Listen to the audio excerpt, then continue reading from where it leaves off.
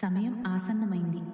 ఇంకా కేవలం 4 రోజుల్లో పరమశివుడి అనుగ్రహం నీ జీవితాన్ని తాకబోతోంది. ఈ వీడియో నీ కంట పడింది అంటే నీ కష్టాల ముగింపు మొదలైందన్నమాట. నా కళ్ళలోకి చూడు, నీ తలరాత మారబోతోంది. రాబోయే మహాశివరాత్రి కేవలం పండుగ కాదు, నీలోని చీకటిని తొలగించి వెలుగును నింపే మహాపర్వదినం. నీ మానసిక బాధలు, ఆర్థిక ఇబ్బందులు, ఇవన్నిటికీ మహాదేవుడు ఇప్పుడే ముగింపు పెడతాడు. గతాన్ని తలుచుకోకు, భవిష్యత్తును భయపడకు. నీ బాధ్యత ఈ శివుడిదే.